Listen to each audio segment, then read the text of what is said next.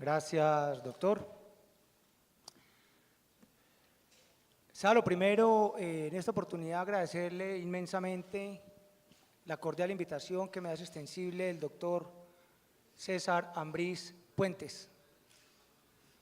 En igual sentido, un cordial saludo al doctor Sánchez Víctor Manuel por hacer posible estos eventos académicos donde el derecho comparado nutre indefectiblemente el devenir de la construcción jurídica de nuestros países. Un cordial saludo y agradeciéndole de antemano a todas las personas que participan en este evento, a los señores magistrados, a los jueces, fiscales, demás funcionarios públicos de la rama judicial, docentes, estudiantes y anteriores y posteriores panelistas. Bien, pudieron ustedes escuchar entonces el tema que se me han encomendado el día de hoy, la ponencia que me corresponde hacer en esta oportunidad. Me han dado un tiempo aproximadamente de 2 horas, trataré de ser muy escueto, muy lacónico y no quiero pues avanzar antes que felicitar a mi anterior predecesor, a quien felicito por su excelente ponencia. Y pues bien, entremos pues en lo que ya es el tema que realmente nos concierne. Soy una persona muy crítica del sistema actual, al menos como en Colombia lo hacemos, pues, y he compartido y he conversado con muchos juristas mexicanos o de otros países latinoamericanos o de habla hispana.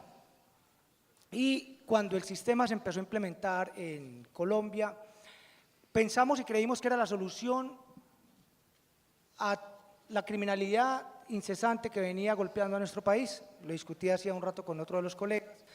Y para nosotros era, o lo pensábamos que era la panacea, nosotros escuchábamos y participábamos o tratábamos de estudiar este sistema y cada vez nos ha desilusionado. Tenemos una gran frustración porque el mismo sistema ha venido siendo regresivo. La legislación actual colombiana o nuestras altas cortes, debo decirlo porque soy un fuerte crítico, han hecho que ella sea regresiva. Y lo primero o lo más importante era justamente aquello de la celeridad que se le iba a imprimir a través de la oralidad.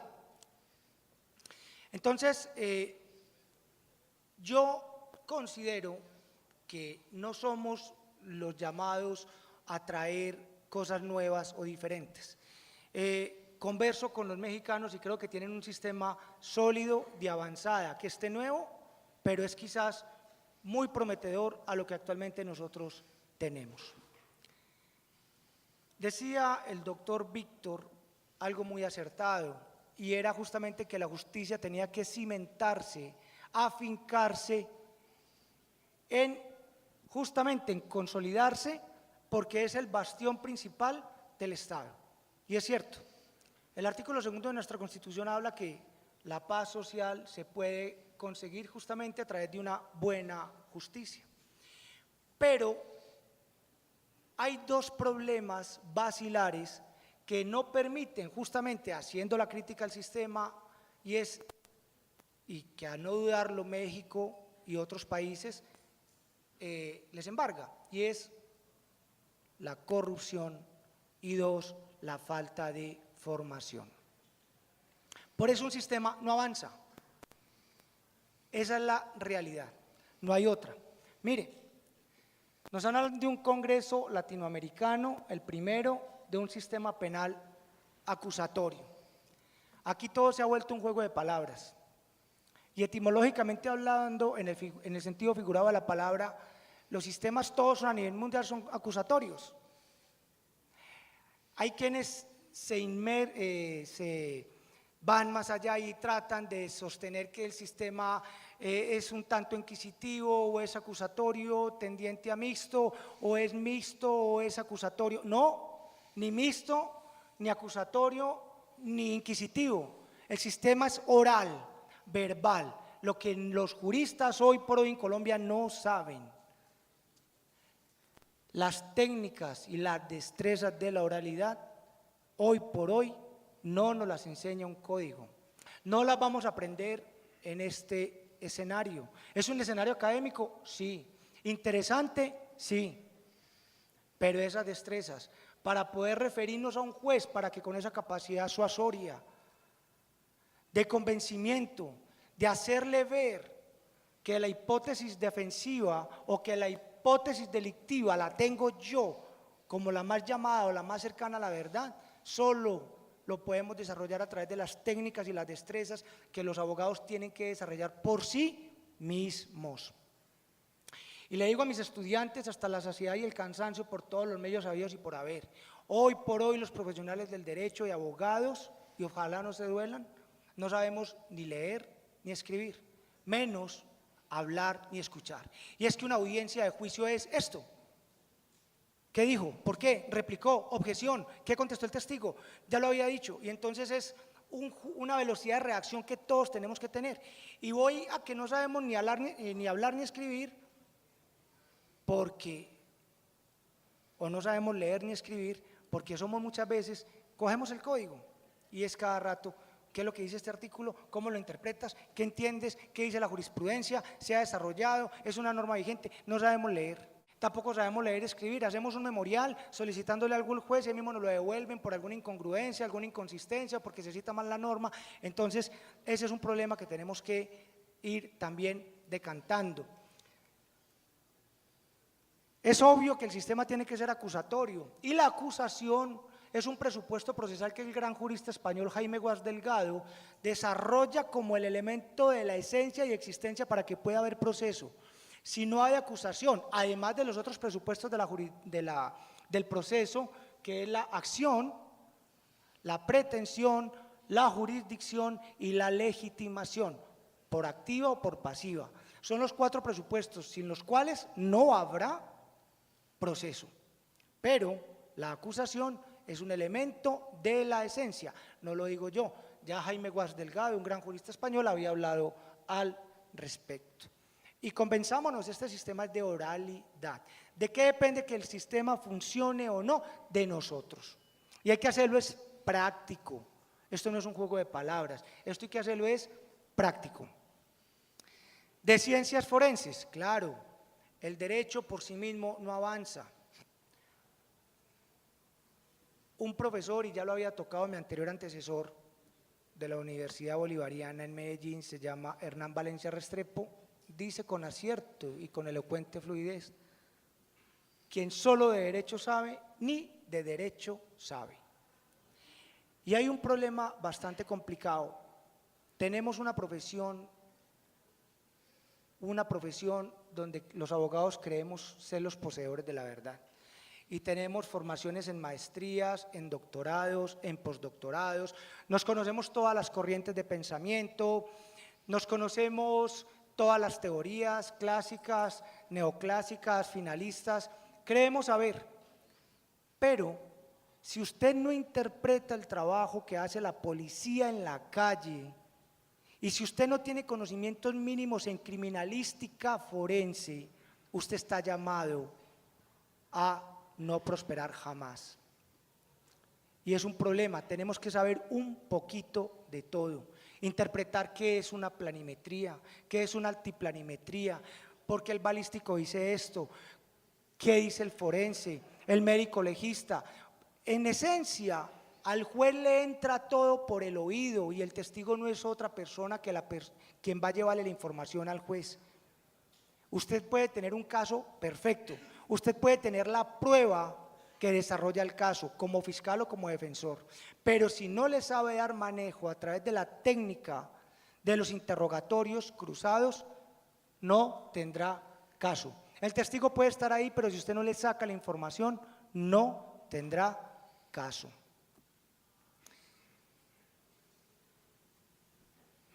Noyer Agudelo, un ilustre jurista también colombiano, es justamente eso, es uno de los profesores, maestros en dogmática penal y sabe mucha dogmática penal. pero siempre lo manifestó también. Es una frustración grande aquellas personas que no manejen la criminalística y que no tengan unos conocimientos mínimos, si se quiere. Un psicólogo hablando allá de un niño o una niña recién abusado. Sí, es que el niño fue abusado y de acuerdo a lo que hablé con él en los 10 minutos que lo evalué, él dice la verdad porque el niño es fluido, es conteste, se notó abierto, colaborador y en fin, esa información así solita en el juez, ya con eso es suficiente para una condena. Pero qué bueno conocer, sin necesidad de ser un psicólogo forense, que hay unos trastornos, que el DSM-4, que el DSM-5 plantea unos ejes, dónde está el trastorno, hay un estrés postraumático, qué pruebas se le practicaron. En efecto, dígale al señor juez si usted practicó el CBCA. ¿Qué es el CBCA? La verosimilitud del testimonio. Entonces usted está concluyendo que el niño dice la verdad, que el niño está en lo cierto, que la niña fue abusada. Entonces, qué importante saber un poquito de psicología forense. No tenemos que hacer una carrera en psicología, pero los conocimientos mínimos para saber qué se le va a preguntar a una persona que tiene un conocimiento específico. Un balístico, es que esa arma es apta para disparar con la que se le ocasionó el homicidio a esta persona. ¿Y por qué es apta para disparar? No, pues porque yo la desarmé y observé que todas las piezas estaban sincronizadas y volví, la armé y ahí está. ¿Pero la disparó? No, no la disparé. Pero si esa información se queda en el juez, se va a convencer que con esa arma fue que se cegó la vida del occiso o del obitado en esa causa. De derechos humanos, claro que es de derechos humanos, mi antecesor, y es inescindible justamente por aquel tercer imperativo kantiano. Emmanuel Kant hablaba que el hombre es un fin en sí mismo, pero qué mejor expuesto quedó por parte de mi anterior colega, quien nos dio una magistral ponencia en relación a esos derechos humanos. Digo yo que pueden ser una utopía, pero es justamente eso en el decantar del proceso que de nosotros depende, de acuerdo a las técnicas, las habilidades y las destrezas, podamos lograr que haya justicia. Ahora bien, vamos a empezar entonces con mi ponencia. Ya hice esta intervención inicial y haciendo pues las críticas de rigor, siendo pues respetuosos, ¿por qué no? Y humildemente vengo a compartir alguna información, vengo a aprender de ustedes y si alguna cosita nueva o diferente se les queda, me doy por muy bien servido, me iré satisfecho, porque eso es lo único que vengo a hacer. A la luz de la defensa, pues ese es mi rol, soy abogado defensor. No soy ningún funcionario de la administración pública, ni juez ni fiscal, pero trataré de ser lo más objetivo, centrado en mi argumento, para que esto nos pueda quedar diáfanamente claro a todos. Y pues obvio, el doctor Víctor hablaba de que hay que combatir la criminalidad, pero una falacia sería no dudarlo, y es un sofisma, decir es que la criminalidad hay que erradicarla y traigo la forma de vencerla. Ese día se llenarán todos los auditorios, pero eso no es cierto en tanto que la criminalidad no se elimina, la criminalidad se controla. La criminalidad en Colombia, después de que desaparecieron los carteles, se disparó. Había más orden y más control cuando existían los dos grandes carteles en ese entonces. Pero la criminalidad jamás desaparecerá. Les ruego si me excusan, yo me voy a parar de este recinto, no me gusta estar aquí anquilosado, soy más rebelde que Pancho Villa y me voy a quitar esto, si me lo permiten. Me voy a trasladar a otro sitio y quiero moverme y les explicaré otras falencias de los sistemas, de por qué no es bueno litigar sentado, no es bueno ni es sano. Pero lo importante es uno poderse mover, más que para llamar la atención del juez o para cautivar al jurado en los estados donde hay jurados, o intimidar a un testigo o protegerlo. Entonces, permítanme, me paro, me voy a quitar este saco y quiero entonces que empecemos a proyectar lo que hoy les vengo a compartir. Tenemos básicamente un sistema que se rige por una parte preprocesal, que es la fase de indagación e investigación, una parte procesal, que es la fase de juzgamiento, y una parte postprocesal, que es la que le concierne a los jueces de ejecución de penas y medidas de aseguramiento. Son 3 momentos. En una parte, como lo podemos ver allí, en la fase de indagación e investigación interviene, lo mismo para México, si estoy errado me pueden corregir, interviene alguien que se llama el juez de control de garantías. Vigila, es el guardián de que toda esa fuente de prueba inexorablemente respete derechos fundamentales y garantías constitucionales. Entonces, ¿a qué venimos a este congreso? Qué importante es saber cómo entramos la prueba al juez, cómo le sacamos la información al testigo, cómo hacemos para validar un documento y que ese documento goce de validez a fin de entrarle al juez. Pero se nos olvida que la fase de la indagación y la investigación es esencialísima para que la prueba o la fuente de prueba no le llegue viciada al juez. Y es aquí que se cometen errores grasos en la fase de indagación e investigación, porque al conjugarse los 2 elementos más nocivos del proceso, es decir, ignorancia y desconocimiento, que no es otra cosa que la falta de capacitación, y 2, la corrupción, que no siempre ocurre, pero que también está ahí latente, hacen de que en juicio todo sea un fiasco. Las causas penales para el Estado se desquician justamente por ello. Voy a decir algo, y es que en Colombia, de 10 causas, aquellos informes ejecutivos penales, es decir, que levanta la policía, porque allana un inmueble, porque procesa el teatro de los acontecimientos, porque hacen labores de campo, todos son informes, todos son informes. Desafortunadamente, muchos informes, al menos de 10, uno o unos son maquillados, son arreglados, son acomodados, les organizan una fecha, les organizan un punto, es decir, los ajustan, y es ahí donde la habilidad del interrogador es capaz de sacar o sustraer esa argucia, esa falacia, que indefectiblemente lo puede advertir en 2 momentos, o porque la investigación de la defensa da cuenta de que el informe fue maquillado, o 2, porque a través de un interrogatorio directo usted puede advertir o sacar algunas inconsistencias dentro del mismo proceso que lo pueden llevar a impugnar a un testigo. La fase intermedia que ustedes tienen acá es para nosotros la acusación. La acusación es un acto compuesto, es un acto complejo, y esa acusación primero es escrita y luego se perfecciona en sala de audiencias. Esa acusación en Colombia no tiene ningún control, al igual que la imputación. Si ella se va chueca, floja, infundada o sin soportes, será un problema del Estado, porque ya en juicio tendrá que mirar cómo va a soportar esa pretensión punitiva. Bien, estos son los 2 sistemas actuales. No me voy a ocupar mucho de explicar la estructura del proceso, porque tengo una ponencia para el jueves y de ella me ocuparé para tocar aspectos y puntos netamente basilares. Las audiencias procesales, ya para poder seguir, que en cabeza de un juez natural de conocimiento son 4, como lo digo: la acusación, la audiencia preparatoria, la audiencia de juicio oral y la audiencia de lectura de fallo. Son 4. Y así termina la actuación procesal penal en Colombia, al menos en primera instancia. Pasemos, por favor, a la próxima.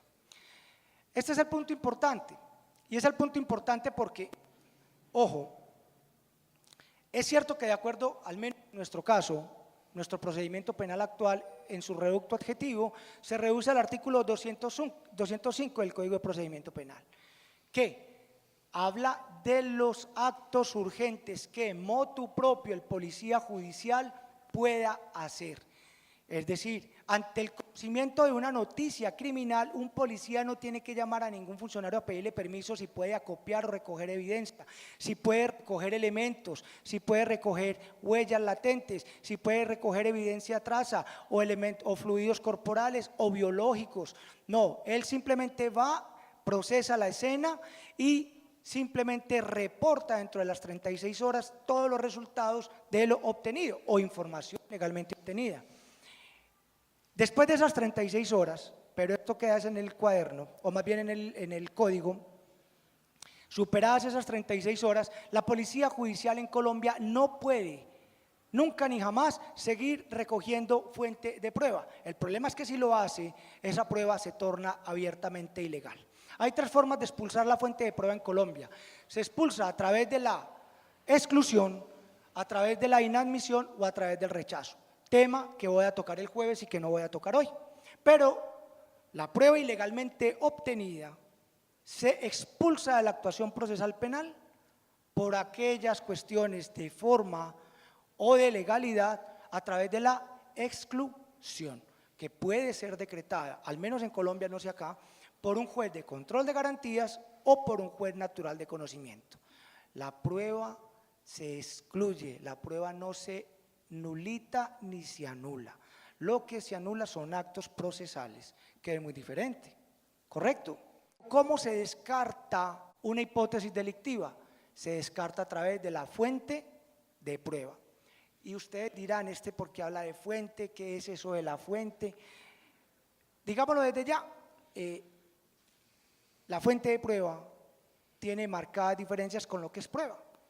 Y la fuente de prueba concierne a la fase de indagación e investigación y luego vamos a hablar ya en estricto sentido de qué es una prueba.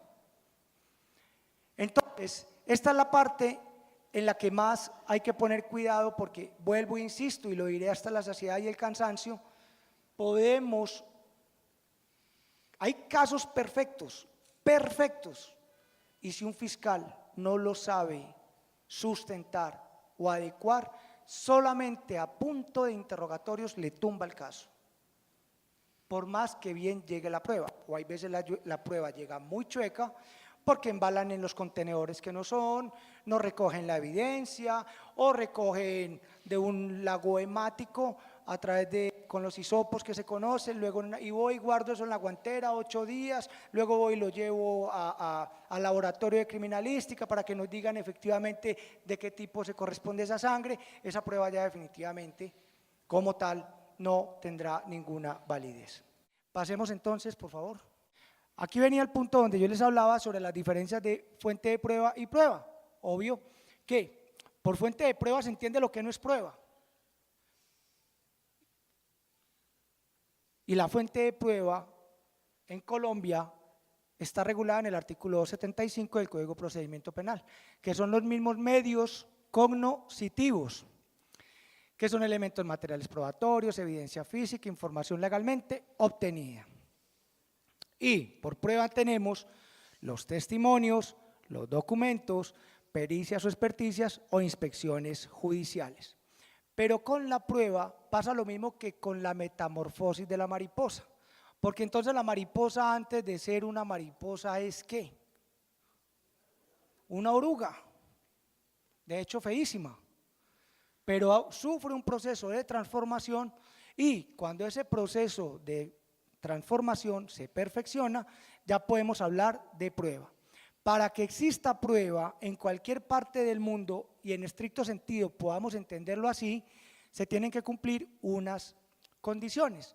Mientras es fuente de prueba, la evidencia se tendrá que mantener incólume, porque a juicio tiene que llegar al juez preservada en atención a esos principios de indemnidad, mismidad, que sea esa prueba y no otra, que los proyectiles hallados sean esos y no otros, no, que es que se perdió, este está igualmente abollado al otro y las estrías se corresponden, no se corresponden, no, eso una evidencia no se puede suplantar o cambiar por otra.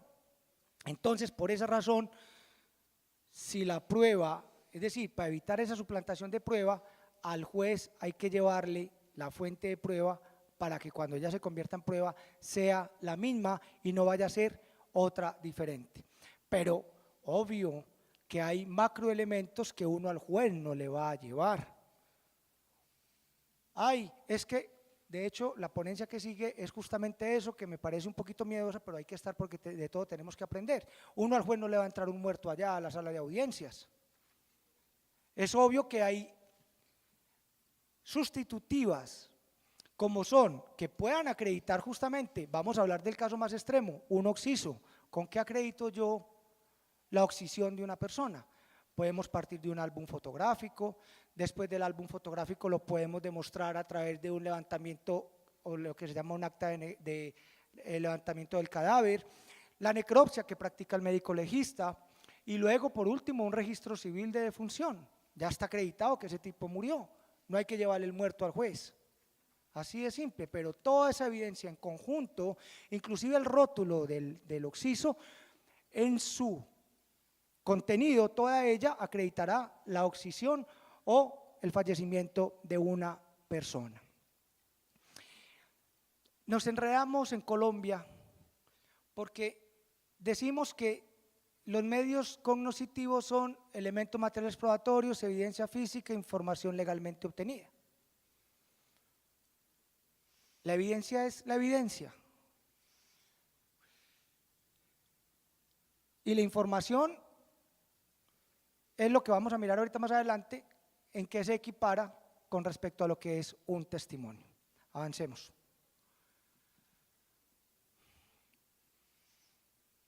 Entonces, la fuente de prueba es todo aquello que no es prueba, pero que tiene vocación probatoria y podría llegar a serlo. Depende de dos cosas. Uno, de que el proceso debido probatorio se respete. Y dos, de nosotros.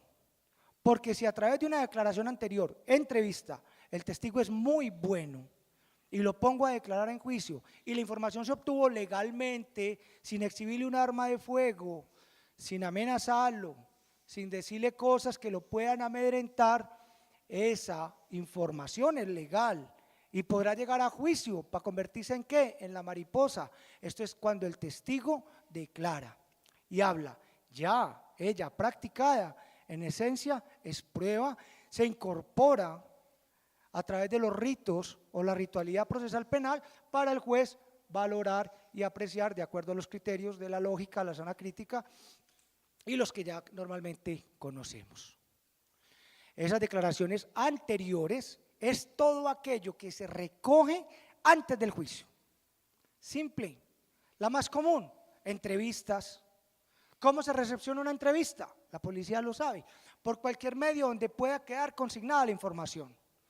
Si se quiere encartar con una máquina a escribir Olivetti, pues que la lleve al lugar del sitio y que levante la entrevista.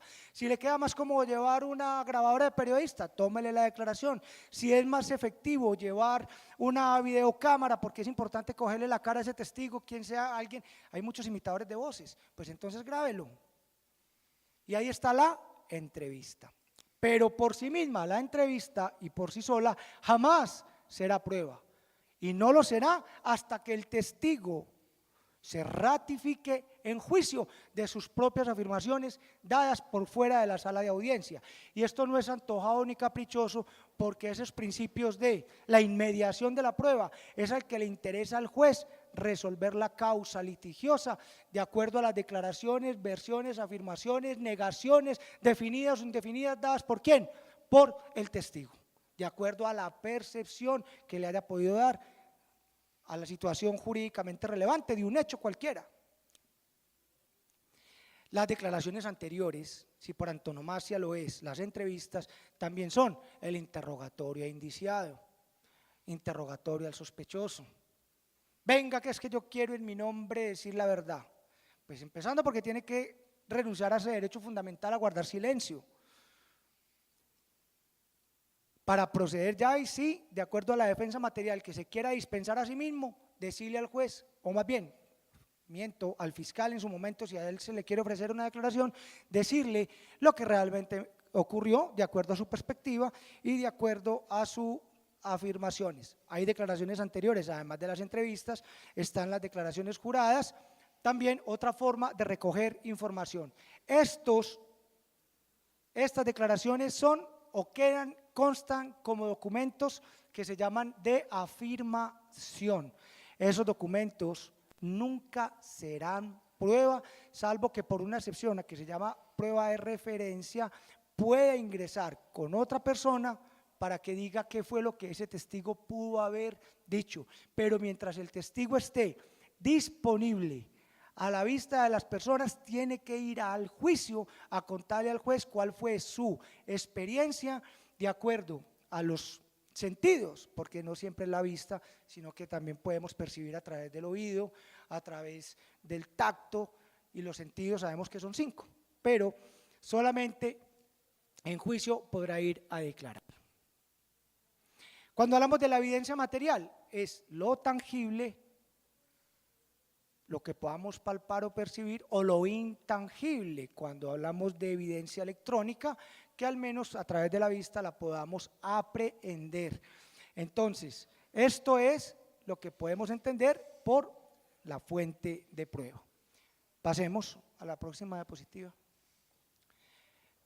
Y la prueba es todo aquello que ha sido legalmente acopiado y aducido en juicio, además de sometido a los principios de confrontación, contradicción e inmediación. En nuestro reducto adjetivo penal, ellos se contraen a 4. En el artículo 382 nos hablan de los testimonios, de los documentos, de las pericias y de las inspecciones. Los testimonios, hay cualquier cantidad de testigos. Hay testigos directos, presenciales, indirectos, de abono, de refutación, de acreditación, y son diferentes. ¿Y por qué la importancia de conocer cómo se clasifican los testigos? Porque voy a llegar al punto más álgido que no es apto para cardíacos, y es el interrogatorio cruzado. Yo tengo que saber qué clase de testigo tengo ahí sentado al frente, porque con base en ello yo le voy a hacer preguntas que jamás las vamos a escribir en un papel. Nunca hago un cuestionario para que no se encarte, para que no tenga problemas.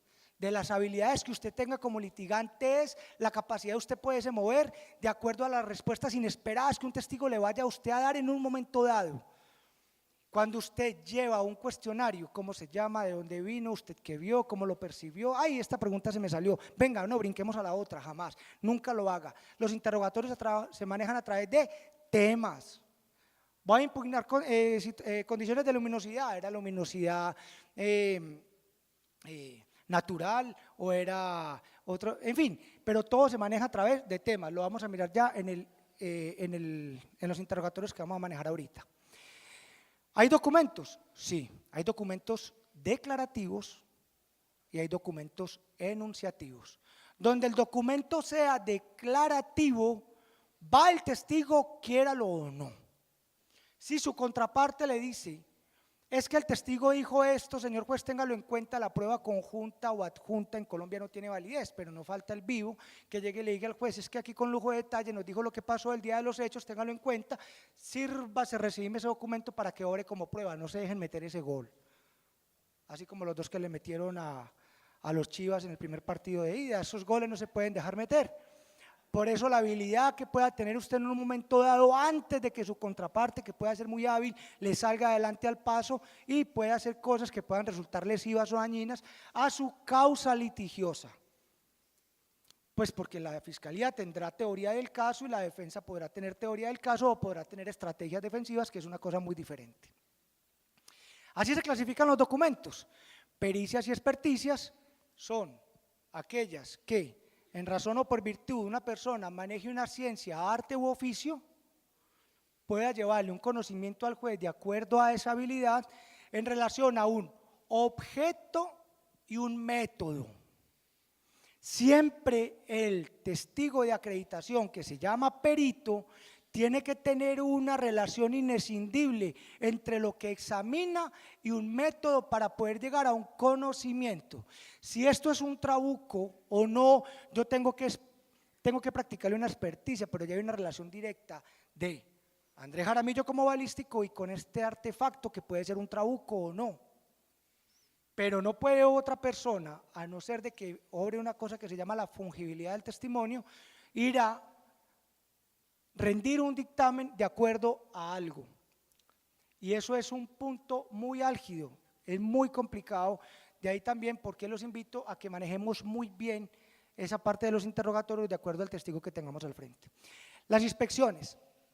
La inspección judicial hoy por hoy se usa, pero si lo que se quiere es decirle al juez, mire dónde cayó el cuerpo, mire en la posición que cayó, mire que por esa ventana ingresó el proyectil, eso fue un francotirador, mire la trayectoria del proyectil, estamos hablando de un proyectil de largo alcance, es un arma rápida, mire por dónde ingresó el proyectil en la parte dorsal y mire por dónde salió, señor juez.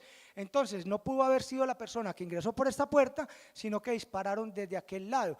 Para poder ubicar al juez en un teatro no es necesario llevarlo allá, y más de pronto donde hay situaciones de alteración del orden público. Yo no creo que un juez de México se vaya a ir zonas conflictivas de acá, Reynosa por ejemplo, o donde están operando ahorita los grandes carteles de Medellín. Me hablaba de pronto el comandante ayer que hay sitios que son inaccesibles, que si la misma policía corre riesgos, usted se puede imaginar llevar al juez, al secretario, a la secretaria solamente para hacer una inspección. No, simplemente lo hacemos a través de una cosa que se llama la reconstrucción y hacemos lo ubicamos espacio temporalmente en el lugar de los hechos de acuerdo a muchos métodos, existen algunos software de reconstrucción o lo hacemos a través de videos o álbumes para poder revivir el lugar de los hechos si es que realmente se quiere. De hecho, y es que México nos lleva mucha ventaja en muchas cosas, hay un programa que solamente lo diseñan acá, no sé quién sea el creador y se llama Aras 360 creo, y es una herramienta supremamente útil y esa herramienta sirve inclusive para reconstruir hechos diseñadas por mexicanos. Yo la busqué en internet y de hecho acá la hacen en otros países, no sé, en Estados Unidos existen algunos software y sí podemos prescindir de una inspección judicial. Avancemos. Listo. Testigos y testimonios. Porque es que entre testigos y testimonios hay diferencias marcadas. Y la recomendación es simple. Siempre lleve al testigo que le pueda ser útil y que le pueda aportar algo al juez. Usted al testigo no tiene que ir a decirle qué tiene que decir. Al testigo usted lo indaga, tantéelo, qué sabe, qué vio, en qué circunstancias y qué pasó, y con esa información trabaje. No le diga nunca como policía, no diga que fueron 3 disparos, cuando realmente pudo haber sido 1. No diga que estaba relativamente de noche o oscuro, estaba ya para hacer ver que había poca condición de luminosidad, cuando realmente estaba de día. Al testigo nunca le haga cambiar la versión, porque se va a reventar, no va a sostener la mentira. Un buen interrogador lo saca, lo sacude, lo daña. Es difícil hacerle cambiar la mentalidad a un testigo. Regla de oro, al testigo usted prepara testigos, no prepara testimonios. Más del lado de dejar que éticamente, que es que no, que hay que ser leal con la contraparte, sí es importante, pero por estrategia tampoco lo haga, no es útil. Un testigo que lleva mentiras, créame que ese testigo se va a reventar. ¿Hay testimonios directos? Claro, también lo llaman testigos presenciales, también lo llaman testigos de los hechos. Esos son los que tienen un conocimiento directo con el hecho jurídicamente relevante. Y es tan directo como el que ve el homicidio, también como el que lo escucha, porque el señor que está aquí en la parte del audio puede perfectamente percibir que vienen a hacer aquí un atentado a cualquiera de nosotros. Y él era un testigo presencial, no vio, pero escuchó. Aquí te vi, hijo de tantas, tanto que te perseguí, toma. Escuchó y escuchó los disparos. Otros, desde diferentes posiciones, pueden ver cómo se causa o cómo se produce ese homicidio. Esos son los testigos directos. Hay testigos indirectos. El testigo directo es peligroso, porque el testigo directo puede olvidar. Los juicios en Colombia duran 3 años. Los hechos fueron hoy. Va dentro de 3 años a decir qué fue lo que vio. El tiempo que corre, la verdad que huye, decían por ahí. Pero si usted me pregunta a mí, dígame usted de qué color era la ropa interior que se puso ayer, créame que yo no me acuerdo. Y fue ayer nomás, para yo decir cómo vestía el agresor en el momento en que disparó y salió corriendo. La prueba testimonial es la más maleable y es una prueba endeble. Si el testigo directo o presencial no sabe o no puede recordar bien, ¿qué se dirá del testigo que no vio? Aquí más de uno jugó teléfono roto. Entonces usted lanzaba una afirmación y luego le pasaba a él la información y le hablaba al oído a él y luego a él y luego a él. Cuando él terminaba aquí el teléfono roto, usted decía, lo que se dijo era esto, una cosa totalmente diferente a lo que dijo el primero. Eso pasa en un juicio. La información está ¿qué? Tergiversada. Testigo peligroso existe en Colombia. Se confunde con el testigo de referencia. Y el testigo de referencia tiene regulación expresa en Colombia porque vamos otra vez al punto. La referencia es cuando otro va y declara por el que efectivamente pudo haber visto. Y hay reglas excepcionales. Fue un testigo que resultó herido, está por fallecer, rinde su declaración y esa persona le dice al policía, sí, le voy a decir quién lo mató, con qué arma lo mató, se lo voy a describir físicamente, le voy a decir cómo estaba vestido y es más, yo sé cómo se llama esa persona que vino a matar al amigo mío con quien me encontraba tomándome unos tequilas. Entonces, ese testigo de referencia, si el testigo que rinde la declaración fallece, puede ir quien la toma, entrevistador, en la mayoría de los casos policía, ir a contarle al juez, mire, este señor antes de emitir su último suspiro me dijo esto. Ya, ahí hay prueba excepcional. ¿Que lo secuestraron? Prueba de referencia. ¿Que se fue para China? Ya no está disponible. Prueba de referencia. O en otros casos cuando no lo ubicamos, la información es muy importante, pero demostrando que efectivamente esa persona se trató de ubicar. Hay testigos de reconstrucción, ese es el policía judicial. Y también puede serlo eventualmente un testigo perito. Y ese testigo de reconstrucción es el que revive o reanima a través de algunos métodos criminalísticos o de algunos software un hecho relevante. En casos de accidentes de tránsito, esos de reconstrucción, un físico puede ir o un ingeniero de sistemas a través de un software a demostrar cómo fue que por una culpa una persona de manera imprudente pudo haber arrollado a otra de acuerdo a una situación en particular. Ese es el testigo de reconstrucción. De pronto en homicidios con militares también se utiliza mucho esta técnica de la reconstrucción. Hay testigos de acreditación. El testigo de acreditación, los más comunes entre ellos, puede serlo el perito o puede ser también, digámoslo así, el policía. ¿Qué es acreditar? Ratificarse o verificar un documento en particular. Un policía que va y sustenta sus informes ejecutivos. Venga, ¿y usted por qué los hizo? ¿Y con base en qué sostuvo tal cosa? Y usted advirtió, esa diligencia de allanamiento, ¿a qué horas ingresó? A tal hora. ¿Qué fue lo que encontraron? ¿Dónde estaban las armas? ¿Por qué? Tiene que ir a acreditar eso, porque ¿dónde quedó? En el informe. Pero los fusiles estaban ahí. Y entonces, si eran tantos fusiles, ¿usted por qué consignó otro número diferente al que estaba ahí? ¿Y cuánta droga encontraron? Eso es ¿qué? Ir a acreditar lo que yo coloco en un informe. Testigo de acreditación, o lo mismo hará el perito con su base de opinión pericial. El perito en su base de opinión pericial, volvamos al tema, el médico legista. Concluyo que la muerte del occiso fue por un shock hipovolémico. Y si va y es un médico, ¿qué tiene que ir a ratificar el médico legista? Que efectivamente murió por un shock hipovolémico y no por otra razón o por otra causa. Hasta que de pronto un buen interrogador o que tenga conocimientos mínimos en medicina legal, como pasa muy comúnmente, es que la persona antes de fallecer muere de un infarto. Y a lo mejor los proyectiles no le comprometieron ningún órgano vital. Entonces estamos hablando de un homicidio o unas lesiones. Es un problema. ¿Hay testigos de refutación? Claro que hay testigos de refutación y son muy importantes. ¿Y el testigo de refutación es quién? El que impugna a otro testigo.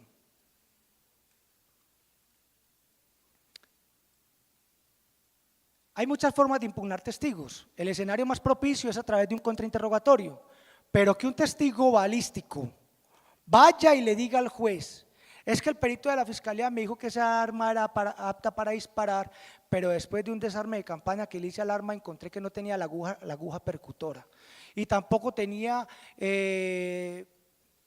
un elemento de la esencia para las armas de fuego. El resorte de la corredera, ¿cómo hace usted para saber cuándo se va a devolver el cañón? Es un elemento que se necesita para que el arma pueda disparar. ¿Y ese elemento estaba? No, no estaba. ¿Puede disparar el arma? No, no puede disparar. Es como usted tratar de prender un carro si no tiene alternador o si no tiene batería, pero hay peritos tan irresponsables que son capaces de ir a decir que sí es apto o que sí sirve. Entonces, ¿quién tiene que llevar uno para que pueda impugnar, desvirtuar, desmentir? Un testigo de refutación, porque si el abogado Andrés Jaramillo va y le dice, ese tipo es un culebrero, yo a él no le creo nada, es mejor entonces llevar una persona que sí sepa y conozca. Es que la niña dice toda la verdad, esa niña sí la tocaron, qué pesar. ¿Sí? ¿Cuál verdad? ¿En qué contexto? ¿De dónde? Y entonces los niños no tienen mente fantasiosa, entonces los niños no pueden mentir. ¿Usted qué prueba le practicó? ¿Existen pruebas a la luz de la psicología para saber si un niño puede haber sido abusado o no? Entonces, mire que un testigo de refutación es supremamente importante y es aquel que va a impugnar a otro. No simplemente tienen que ser peritos o testigos de acreditación. Puede el señor, otra persona decir, yo estaba en el lugar de los hechos y aquel que dice haber visto no pudo haber estado porque yo simplemente no lo vi ahí. Y yo soy el dueño del bar y presencié absolutamente todo. El testigo de abono es aquel que va a referir o va a acuñar lo que otro ya dijo. Porque es que uno de los testigos presenciales era gago, visco y tenía 90 años. ¿El juez le va a creer? Quizás no. Por su avanzada edad, por su mente senil, por su demencia senil, porque no tenía buenas condiciones de vista, a lo mejor no tenía las gafas puestas, pero llega otra persona que vaya y convalide lo que esta persona dijo. Claro, ese testigo de abono va a ser importante. Cuando ya una persona diga algo con respecto a algo, el juez va a decir, le creo, pero dijo lo mismo, y coinciden. Y con detalles, ya son dos, y esta dama es una persona seria, y el caballero acá también observó y estaba desde otro lugar. No, indiscutiblemente eso sí pudo haber pasado. ¿Eso se llama un testigo de qué? De abono. Abono es quien reitera ya lo que el otro dijo. Y hay testigos expertos que simplemente sin ser peritos, ojo que no es lo mismo, es el que va y da cuenta de una situación en particular.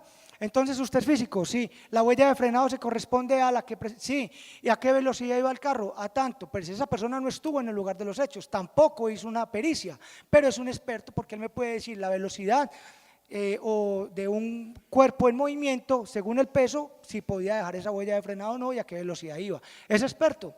Sí. Entonces hay diferencias. Pasemos. Llegamos a la teoría del caso. Somos muy llamados a improvisar. Que es que este es un litigante bueno, él maneja muy bien la técnica. No, los casos hay que prepararlos. Y es por eso que muchas veces cuando entramos a una sala de audiencia entramos con susto. Pero ¿sabe por qué es el susto? No es porque seamos malos, todos son muy buenos, es porque el caso no está preparado. Si usted era como cuando usted iba a presentar un examen en la universidad, era porque siempre nos faltaba tiempo para estudiar y uno dice, allá está el jurado, me va a devorar.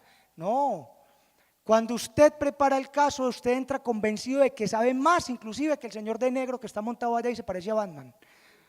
Entonces usted no va a tener ningún terror porque usted le va a enseñar antes al juez. Prepara el caso, ahí está la clave del éxito. Entonces por esa razón al juicio no se llega a saber lo que pasó, sino a probar lo que se ocurrió. Armen el caso. Si no arman el caso, suéltenlo. El caso hay que armarlo. Pasemos. Es así entonces, como vemos acá en el numeral 2, es la persona que le ayuda al juez.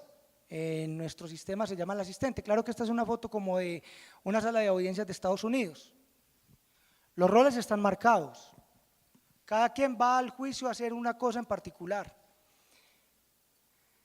El juez representa los intereses ¿de quién? ¿De quién? Tiene 0. El juez representa los intereses de la justicia. Aunque el Estado le pague, él no se debe al Estado. El juez que diga, dispensando justicia para la víctima, para el Estado, está prevaricando. Denúncielo sin miedo. Ese juez le pagan para que administre justicia. El testigo tiene una función especial. Ese testigo no es parte. ¿Que ayuda a la parte en ocasiones? Sí. El único testigo que tiene que ser objetivo, por más que lo lleve una parte u otra, es el testigo de acreditación o perito, porque el perito se debe a la ciencia.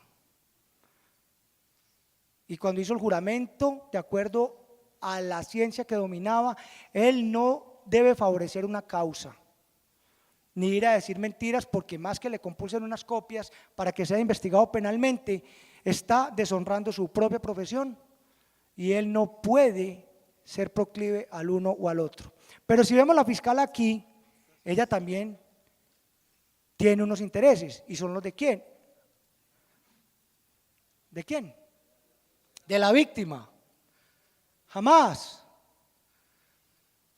El fiscal es el abogado del Estado, y el Estado o el papá Estado le encomendó al fiscal perseguir el delito y es dueño de la acusación, y la acusación es la pretensión punitiva de lograr que los criminales sean sancionados y condenados. El fiscal no. ¿Que el resultado de lo que haga la fiscalía puede favorecer a la víctima? Sí, lo va a favorecer. Es más, la víctima sola o con su abogado en la mano, pegado al fiscal, ¿qué quiere? ¿Qué necesita? Tengo este testigo, mire esta prueba, este papel le va a servir, aquí está la carta donde me amenazaba, o mire cómo me extorsionaba, tengo una nota de voz en el WhatsApp, ese victimario me amenazó. Pues que trabajen de la mano, pero el fiscal no depende de la víctima. Los fiscales en Colombia se sacuden a la víctima, no, usted por su lado, si me va a ayudar, venga, páseme algo que me sirva, y si quiere se sienta al lado mío, pero no me diga qué tengo que hacer.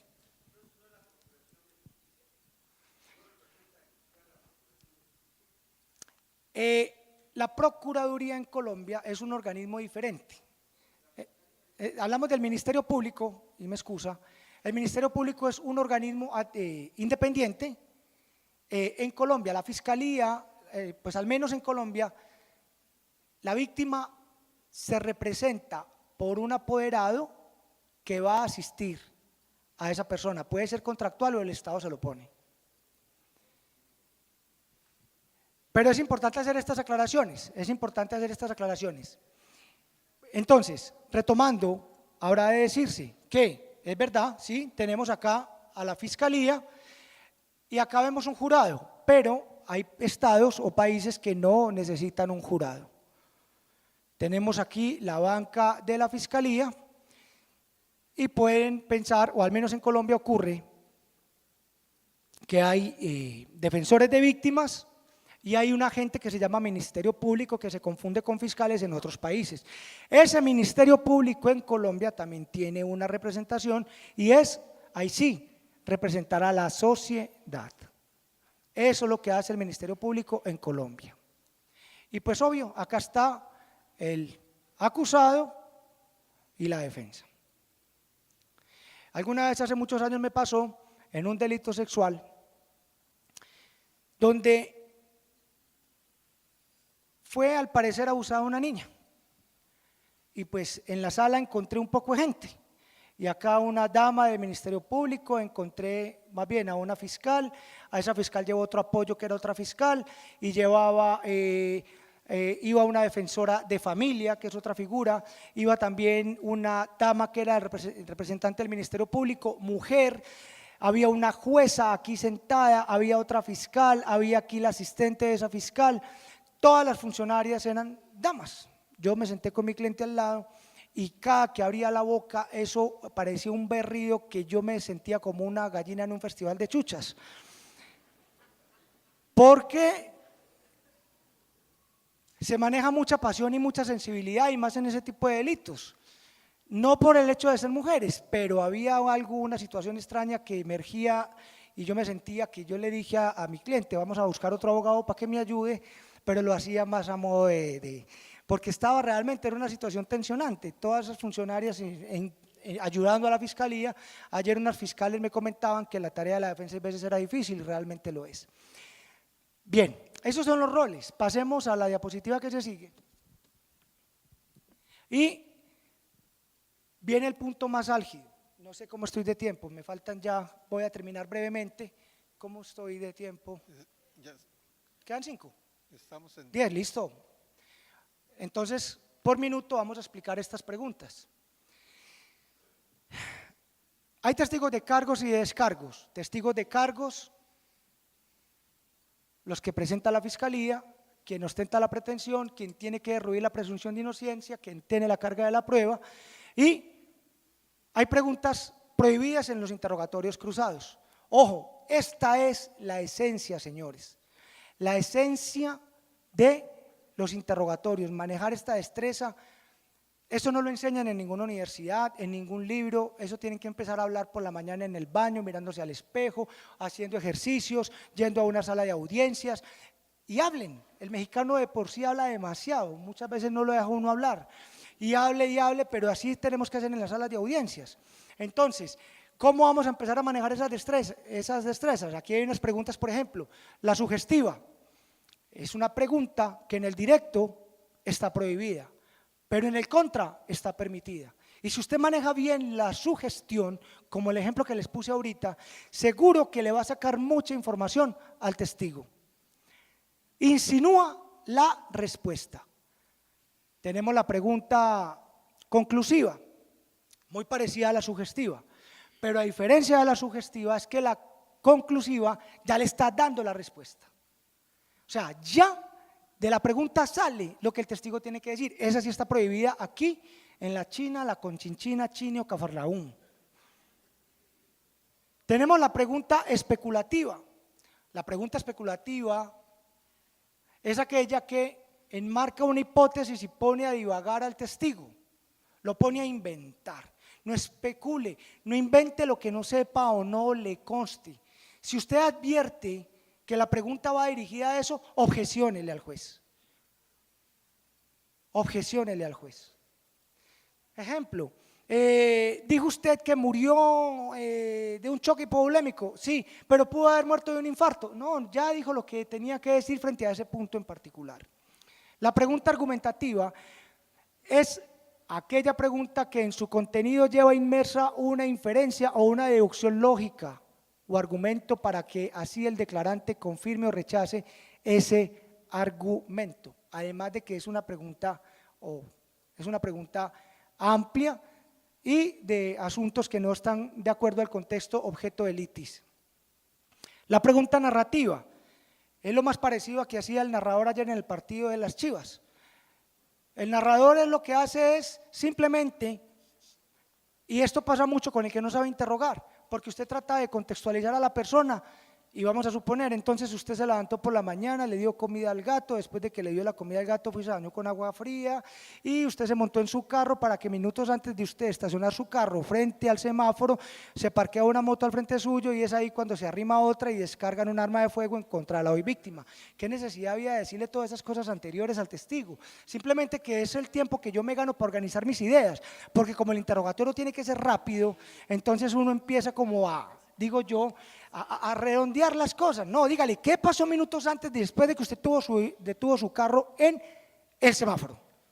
Ya, punto, va al grano.